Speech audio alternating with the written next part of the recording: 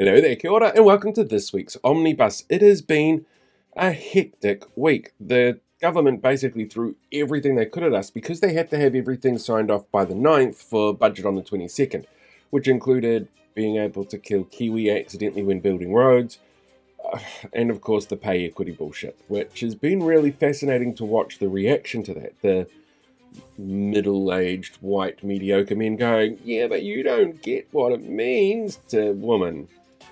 I'm not going to try mansplaining that because they're really good at doing it themselves. On top of that, you also had the National Party in there. Please, we're in PR crisis panic mode, which I haven't covered yet, but that's because it happened after everything else that I did this week. It's been a busy one. So, in this week's Omnibus, we've got all of that stuff, as well as the short interview I did with the Greens, Chloe Schwalbrook and Ricardo Menendez-March at the event outside Brooke Van Velden's office. It was very wet. I don't know if I mentioned it, but I was actually standing in the rain while they were under the awnings, and they were dry. I was not. It was a very wet day. Anyway, make sure you hit that like button before you watch the video, subscribe to the channel so you get updates, or become a paid member. There's usually stuff early, not this. I'm sorry, I left this at the last minute. I was busy yesterday at a conference where for some reason I ended up with 2 Rode mouse pads. I don't know. But it's here, and there's other stuff that shows up that's just for members as well. Anyway, check out this week's Omnibus now. Hello there, kia ora. Look, it's been a bit of a weird weekend, okay? From Donald Trump claiming that he should be the next pope, to Brian Tamaki claiming Donald Trump should be the next pope. From the ACT Party realizing that they're on the side of the Empire in Star Wars, and, the Australian election results. And as much as I want to sit here and point out all of the many ways ACT is more like the space fascist Nazis in the Empire than they are to the Rebel Alliance, they're doing it themselves and don't seem to realize that you're not meant to be rooting for Darth Vader and Palpatine. So I figured I'd focus instead on the Australian election result, because that's one that could do a better indicator for us as to what to expect here over the next 12 to 18 months, because it continues trends that we've actually seen elsewhere. Like Canada, Australia voted overwhelmingly to reject right-wing politics, especially those that followed the same lines as Donald Trump and used culture war talking points to sell their political ideologies. Candidates that talked about woke like it's an insult, used Indigenous peoples and customs as a punching bag, pushing the same attack lines that we see from Atlas-linked groups worldwide and here, used the sort of Trumpian slogans like Make America Great Again. Well, they lost convincingly in Australia. Now, we're at least 3 months away from a general election caused by Winston snapping the coalition like it's a glow stick at a rave, but the indicators that we have seen recently don't bode well for the coalition here. And fair point, that is a little while away before we expect an actual general election. And it's not just the apparent swing to the left that the coalition here should be concerned about by voters in what we'd call comparable democracies. There's a few elements here which come into play. Winston Peters and David Seymour both play into that culture war narrative. Peters certainly far more than Seymour, but it is there, like when he called sushi and quinoa woke. The voters which seemingly rejected these talking points in those elections overseas were generally under 40, and the most impacted groups by real issues like the cost of living or an inability to get on the property ladder, and the impacts that would have occurred in those regions on essential public services like health and education if those conservative parties had got in and got their cuts. Here, we're dealing with those cuts already to services, and voters can see firsthand how that impacts them. We've seen strikes, we've heard the stories of downgraded hospitals and funding cuts to hundreds of different public services and organisations. With the removal of first homebuyer grants, the changes to the Brightline test, $2.9 billion in tax changes for landlords, the stagnation in wage growth and market changes, which have seen property investors making up the highest market share of house buyers that they've had since 2021. In fact, policy examples from our government, especially around housing and Indigenous rights, were used as warnings to voters considering voting for Conservative parties in Australia of what will happen if their policies were to go through.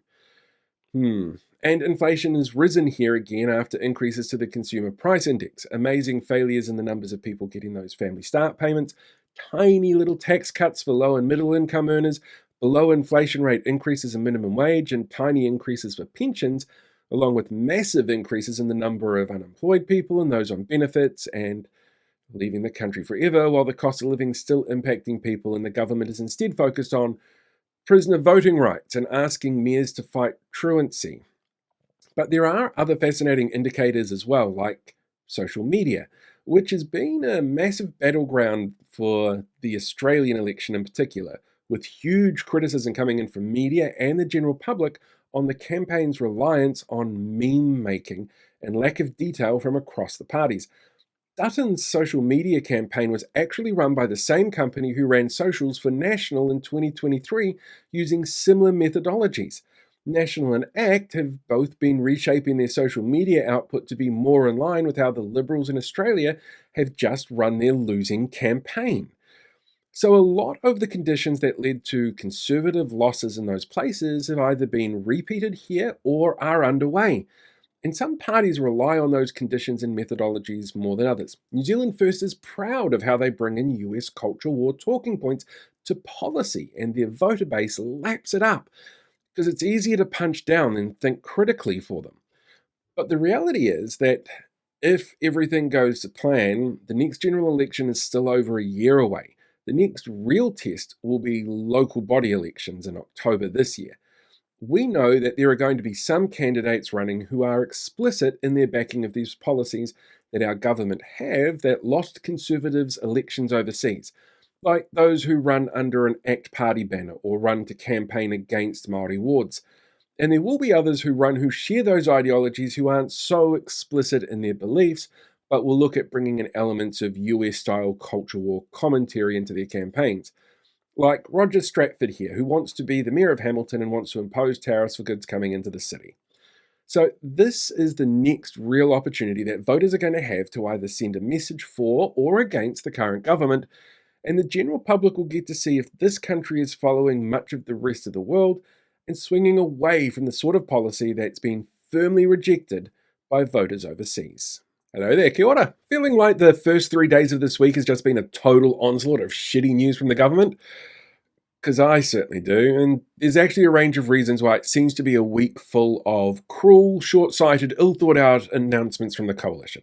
The first is actually practical. Parliament is back for the first time in 3 weeks, meaning that MPs can get bills into the biscuit tin of democracy as members' bills. These bills aren't part of any coalition agreement, so there's no guarantee that the coalition parties are going to support them or even that they're going to get drawn out of the tin. But they're great for grabbing media headlines and feeding the foment of online commentators and party supporters. Bills like New Zealand First Gender Definition Bill that's designed to target and other trans and non-binary people and ignores the evidence from psychologists, biologists and sociologists is one of those kind of bills. So is National's just announced plan to ban social media for people under 16, following a similar rule in Australia, which research has shown to be generally ineffective, impossible to police, causes developmental harms in young people around modern-day socialization skills, education methods, and denies them the toolset to approach and consider online content critically, which would actually be a boom for people like the ACT Party's former president and the kind of people who make right-wing media without any context, just yelling at screens saying, "This is what happened, you have to believe me." The second reason for this onslaught, though, is the imminent arrival of this year's budget. The Finance Minister, and English Lit grad Nicola Willis, has already warned us that there's no extra cash because landlords and tobacco companies need their tax cuts. But that also means that the government is trying to control the narrative on a lot of issues as well to sell the budget before it lands. That's why you'll hear comments like, "We saved $1 billion on emergency housing." But you won't hear that it came at the expense of a record number of people being declined emergency housing, a discernible increase in homelessness, an increase in the number of people living below the lines of poverty, people sanctioned on benefits and needing those benefits longer, while MSD admits that they don't actually have any clue as to whether or not sanctions are leading people into work because they don't measure it. Or how suddenly we can find $2 billion to go out and buy helicopters for the Air Force, knowing full well how much we're going to spend in advance, but the logic not knowing how much we were able to spend on ferries was it was commercially sensitive so that information couldn't be released beforehand.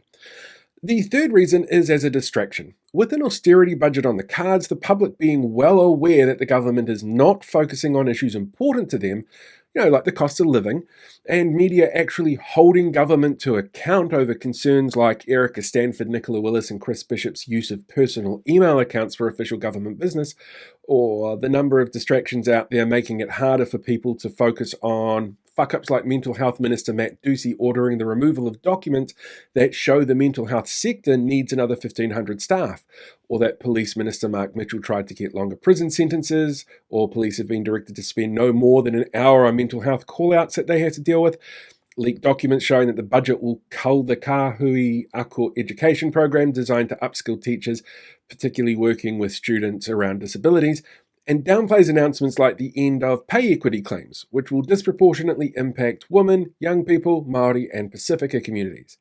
It feels overwhelming to the public, but with the next general election now either 3 or 18 months away, having an onslaught now of a ton of bullshit before everything is wiped away on budget day and the public see the further impacts of an austerity mindset on the country's public services and how it impacts them directly, means that by the time the election campaigns do go into overdrive, the public's kind of forgotten that the government did all this and had all these issues, because on top of all of the crap, the public is still struggling to make ends meet. They're still dealing with low wage growth, high unemployment, increased cost of living, increased costs from things like rates and rents, and just trying to get through every day as much as possible.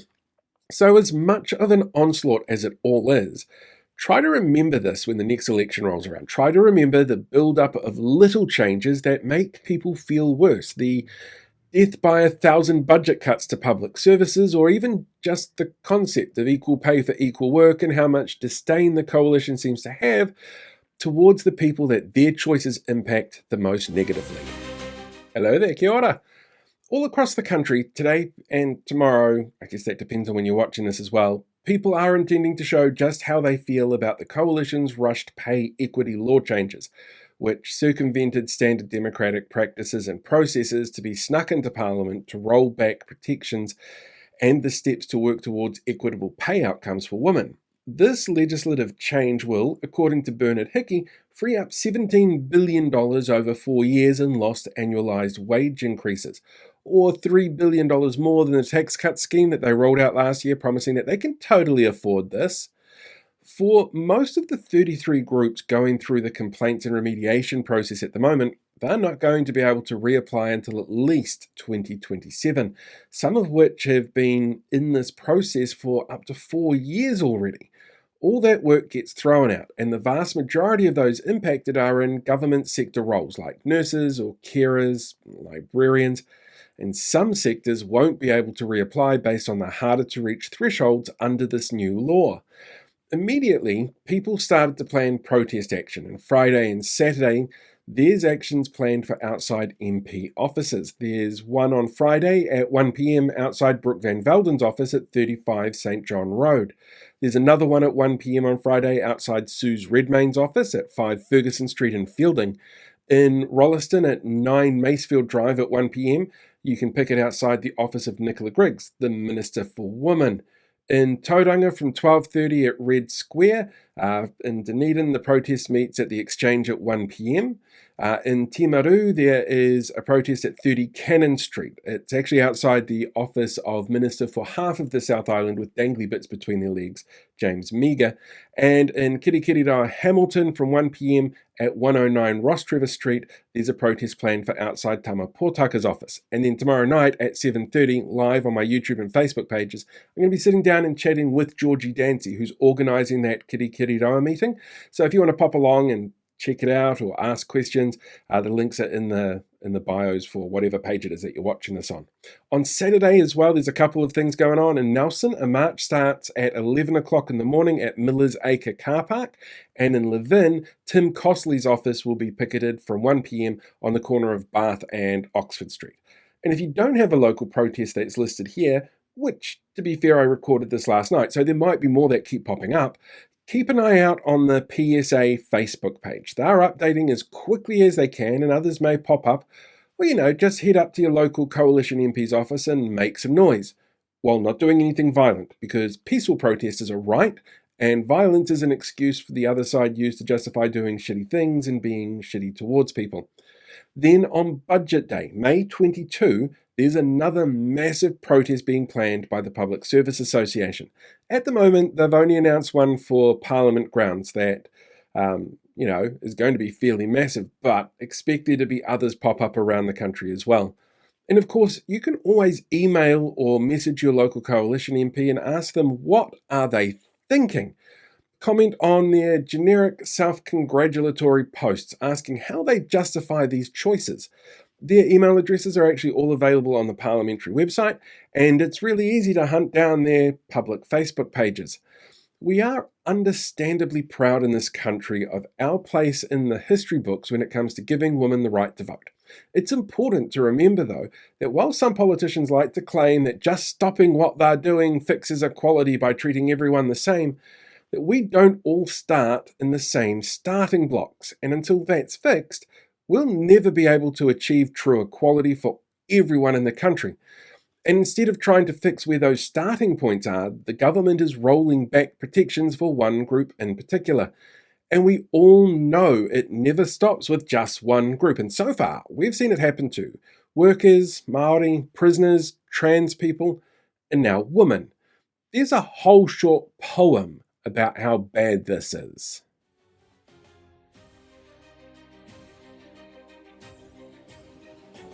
Three days to organise protests up and down the Mutu is a hell of a feat, and to actually manage to pull it off is, well, it just goes to show you how passionate people are about the issues that are on hand at the moment.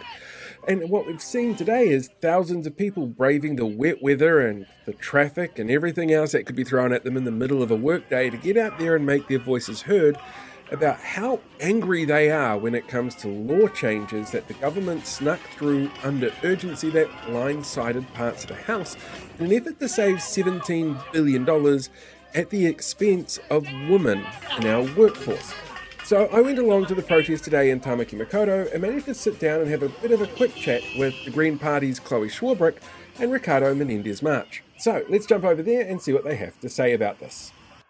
First question, how do you think turnout went today? I think that this is a phenomenal turnout. We had people as far as the eye could possibly see on an incredibly rainy day, on a working day, but you can see the different feeling and anger for the community. How do you think the message is going to be received by the other half of the House? Mate, I think that this is going to be an experience exactly like when they came for Te Tiriti o Waitangi. And what they saw is instead of the division that they were trying to stoke among our communities, is that the country stood more unified than ever before on the values of justice, understanding and honouring our history, and moving forward together. I think that they have grossly miscalculated what it means to come after the lowest paid women in our society, and the fact that New Zealanders will stand up and fight back. Your thoughts, Ricardo? I think they just show that this is a government for the wealthy few and not workers, particularly women workers who are in some of the lowest paid jobs. One of the ways that we can change this is by making this a one-term government so people can actually voice their views with their vote in the upcoming election and make sure that these changes don't last. I heard the line, the next election starts Tuesday. Fantastic line. Where can people go to find out what's going on and to keep them in the loop with this stuff? I think one of the most important things for everybody who has been flooding into our comments and our emails and through correspondence asking what the hell do we do to fight back against this, the most important thing that you can possibly do is to turn up. Turn up to the rallies, turn up to the protests, look around you and see the power that we have in our numbers. The hundreds of people here today outnumbered the 123 members of Parliament at several to one.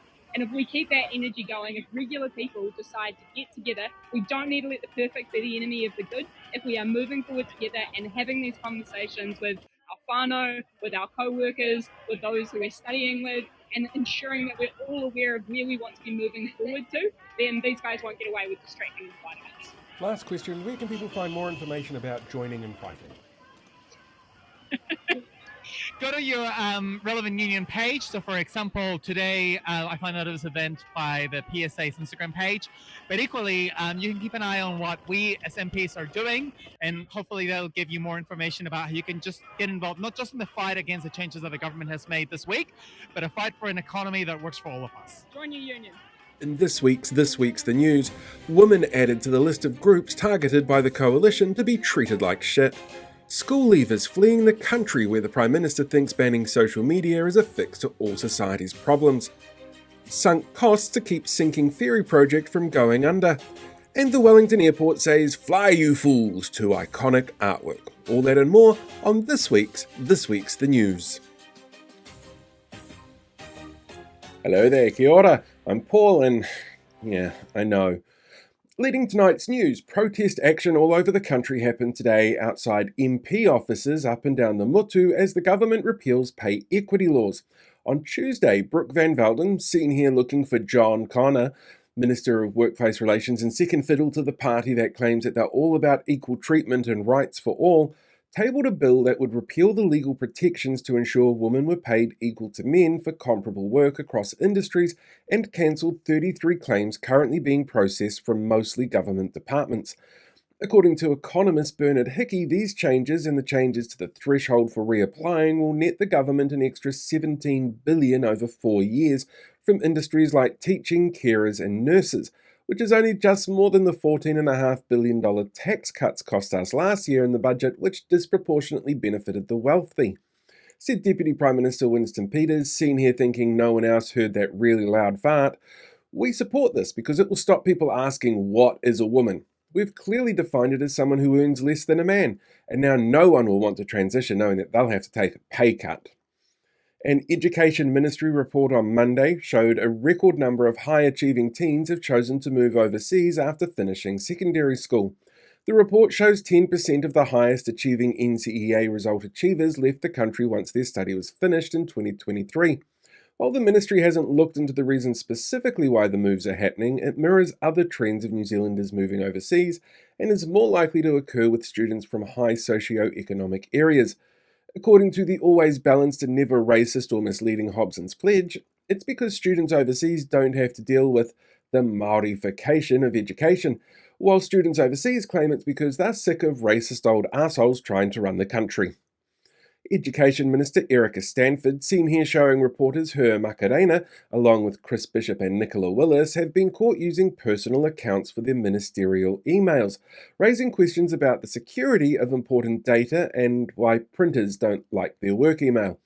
Unlike secure government email, Google doesn't use end-to-end encryption, and users often have to unwittingly agree to allow Google full access to content and allow emails to help train AI models.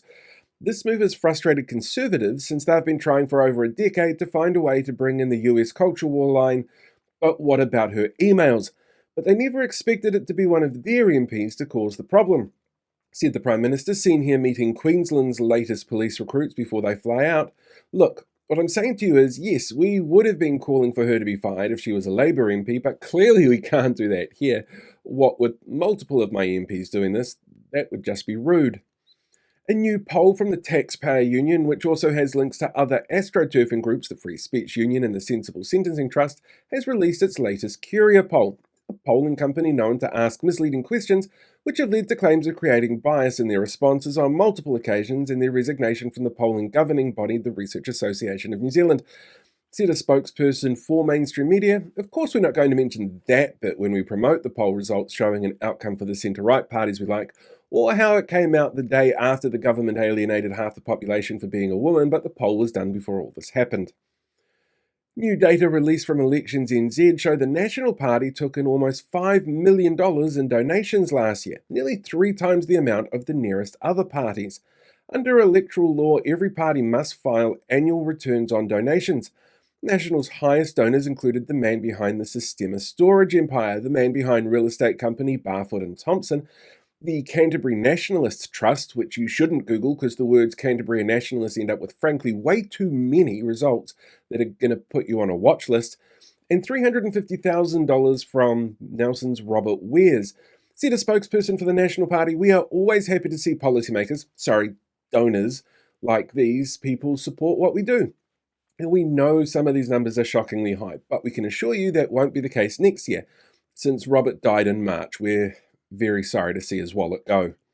The National Party announced short-lived plans to ban children from social media this week. The move being framed as protecting children from the harms of social media, like the Prime Minister's TikTok account, and has nothing to do with how young people on the platform would spam his accounts with common sense questions a lot of their parents didn't ask before the election. The bill, however, failed after ACT voted against it, preferring instead to put it through the Select Committee stage. Said a spokesperson for ACT, "We are never keen to limit the ways in which ACT party leaders can communicate with minors through apps like Facebook and Snapchat."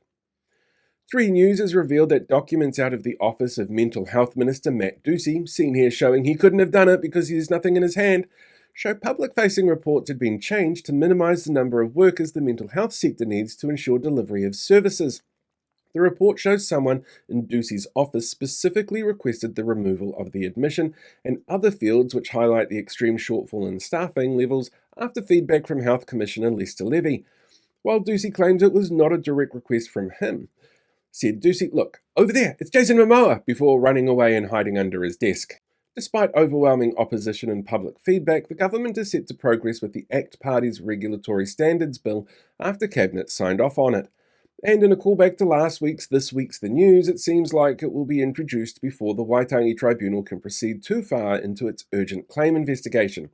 All 76 supporters of the bill, which includes the Atlas-linked New Zealand initiative, claim it's about good lawmaking, and the other 23,000 submitters pointed out that this bill puts wealth and property rights, often overriding te tiriti in the process, as its primary goal. Said Seymour of the process, seen here on a panel called Reasons ACT Members Shouldn't Have Social Media for Themselves, this law doesn't stop politicians from making bad rules, and to prove it, we're going to see how many bad laws we can make before being voted out at the election in December. The government this week announced an amendment to the Wildlife Act to be passed under urgency that would allow the killing of native animals, including the kiwi, bats, and lizards, to happen to allow the building of roads and other infrastructure. After a court case found that the Wildlife Act did not create the ability for the Department of Conservation to issue exemptions from prosecution over accidental death of native wildlife, the government quickly worked to change the laws to re-enable it to happen, said Environment Minister Tama Potaka, seen here listening to Simeon Brown try to pronounce Te Reo Māori. The best way to protect the scaly and slimy little creatures is to vote us back in at the next election. Kiwi Rail this week revealed that over $500 million had been spent on the cancelled IREX ferry projects to date, with more costs to come. It is unknown still what the cost of the break fee is going to be for the government cancelling the previous contract by text message days after getting into power to pay for their landlord tax changes, the ongoing costs to maintain the depleted and aging current ferry fleet, or the actual costs for smaller replacement ferries that won't be delivered until the end of the decade, instead of the end of the year as originally scheduled. But Rail Minister Winston Peters, seen here looking at what's on the top shelf, was unrepentant, saying, "Just because I'm the minister who was in charge under both governments dealing with this issue does not mean I should take any responsibility at all." The government has admitted to reimbursing about $20,000 in travel costs to Donald Trump's former Deputy Chief of Staff to show up in Auckland and say things like, "You can do it," from the audience of their recent infrastructure showcase. Chris Liddell, seen here with a very stable genius who told people to drink bleach to cure a virus, was recognised as the one person in the first Trump administration who actually worked for a peaceful transfer of power after the January 6th insurrection. He also gave a presentation that the National Party offered to help him on, that the Prime Minister called, quote, "a very thoughtful, a very considered presentation." When asked why the government paid for his flight costs, infrastructure spokesperson Chris Bishop said, "Well, we were going to offer him a citizenship like we did with Peter Thiel, but it turns out he was born in Matamata, so we had to find something else." The Catholic Church has selected its new leader in the fastest conclave of the 21st century. Pope Leo XV, seen here as Cardinal Prevost, was introduced to the world in the early hours of the morning New Zealand time and seen by many Catholics as a liberal along the lines of his predecessor. The secretive conclave can usually take days, and in one instance took almost 3 years, but the process, which uses a voting system known as First Past the Popes, took less than 24 hours. It's understood the conclave went with a native English speaker to save time on translations, as they expect most of his prominent work is going to be to denounce everything Donald Trump does and tell the Vice President to stay away from him. Last Sunday was Star Wars Day, which led to some rather embarrassing social media moments from the worst people on the internet. President Donald Trump posted this on his Truth social media account, claiming to be stopping the Sith, a group of space fascists who silence those they don't agree with, work in the shadows to manipulate the population, control media narratives, and wield red lightsabers. While New Zealand's own ACT Party tried to claim changes on the RMA will make it easier to build big projects like the Death Star, said David Seymour. Good, let the hate flow through you. That's been our overarching philosophy for making policy for over a decade now. And finally, in the words of Pippin Took, the Eagles are coming to an end at Wellington Airport. Officials announced earlier this week the tenure of the Eagles over the food court of 12 years was about to end, like it's the third age of Middle-earth and the king is about to return. The future of the iconic birds from Lord of the Rings is currently uncertain, but they will be put in storage until a decision is made, while Weta Workshop has something more Wellington-specific to put on display later this year as part of the renovations for the building. Personally, I think the airport should go all in on the Lord of the Rings thing. Custom signs that say, "You shall not pass here without removing fresh fruit and vegetables," or signs and security checks that say, "You can keep your secrets." No, you can't. You can't keep it secret and keep us safe. Or even just an entry sign to the airport that says, "I'm going on an adventure." Because "Fly, you fools" is the kind of slogan that would be picked by a former CEO of Air New Zealand who happens to now be Prime Minister. Anyway, that's this week's The News. Have a fantastic time, live long, prosper, and we'll catch you all next week. Hey, thanks for checking out this week's Omnibus. Hopefully you got something educational out of it, and at the very least it made you feel something, because I know that there are some days where I just don't know if I could feel anymore. Anyway, much appreciate you guys being here. Don't forget, if you haven't already, hit that like button on the video, or share the video, or subscribe to the channel. Up to you entirely. Until next time, look after yourself, live long, prosper, be one with the Force, and I will catch you guys all next time.